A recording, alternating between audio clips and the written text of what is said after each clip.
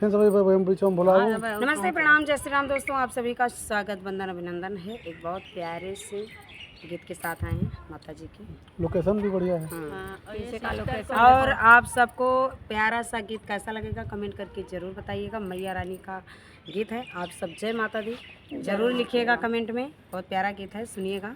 कहना है कि मैया कहवा लगायो बड़ी देर, कि मैया कहवा लगायो बड़ी देर, भवनवा में आवा चली। मैया कहवा लगायो बड़ी देर, भवनवा में आवा चली। अरे आवा चली हो मैया, आवा चली, आवा चली हो मैया, आवा चली। मैया कहवा हो मैया कहवा लगायो बड़ी देर, भवनवा में आवा चली। मैया कहवा लगायो बड़ी देर, भवनवा में आवा चली। कि तोहरे बिना हो मैया मलिया नया वे, तोहरे बिना हो मैया मलिया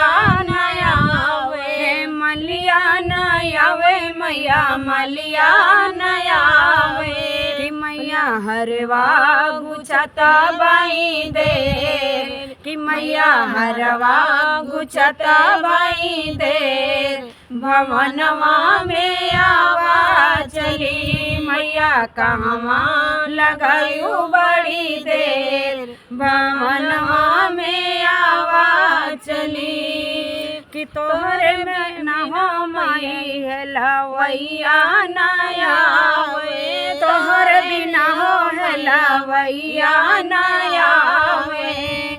कि मैया पेड़ा हो मैया पेड़ा खरीदत बाई देर, भवनवा में आवा चली। मैया कहवा लगायो बड़ी देर, भवनवा में आवा चली। तोहरे बिना मैया मनिहरवा नया वे, तोहरे बिना हो मनिहरवा नया वे। मैया चूड़िया खरीदत बाई देर, भवनवा में आवा चली। हो मैया कंगना खरीदत बाई देर, भवनवा में आवा चली।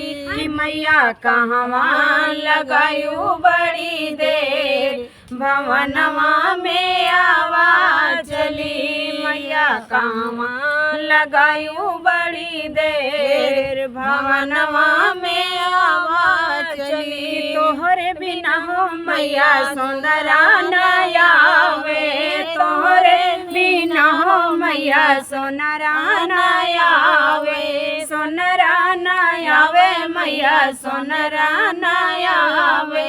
तोहरे बिना मैया सोनरा नया वे।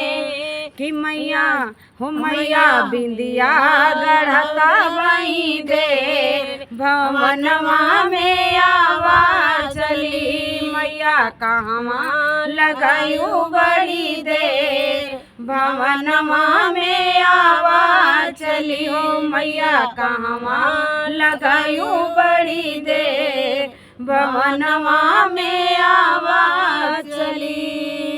जय माता रानी। दीदी एक सोहर